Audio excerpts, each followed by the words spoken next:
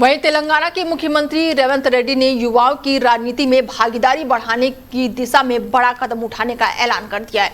हैदराबाद में NEET paper leak के विरोध में आयोजित कैंडल लाइट रैली की संबोधित करते हुए उन्होंने कहा कि राज्य सरकार जल्द ही विधानसभा का विशेष सत्र बुलाएगी और इस सत्र में लोकसभा और विधानसभा चुनाव लड़ने की न्यूनतम आयु जो है 25 साल से घटाकर 21 साल करने का प्रस्ताव पारित किया जाएगा। मुख्यमंत्री ने कहा कि देश की करीब 30% आबादी युवा है, लेकिन संसद और विधानसभाओं में उनका प्रतिनिधित्व 1% से भी कम है।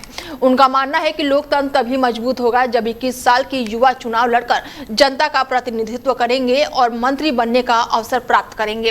रेवंत रेड्डी ने कहा कि युवाओं को केवल मतदान का अधिकार देना पर्याप्त नहीं है, बल्कि उन्हें नीति निर्माण और नेतृत्व की भूमिका में भी आने का अवसर मिलना चाहिए।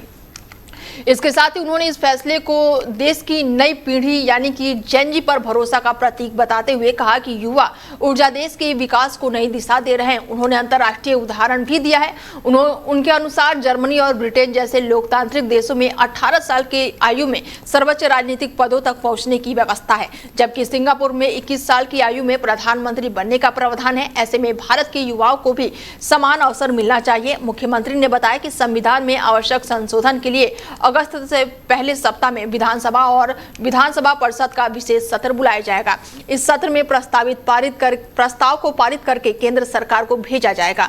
माना जा रहा है कि ये पहल युवाओं के राजनीतिक सशक्तिकरण पर राष्ट्रीय स्तर पर नई बहस को जन्म दे सकता है और भविष्य में चुनावी सुविधाओं की दिशा में महत्वपूर्ण कदम साबित हो सकती है।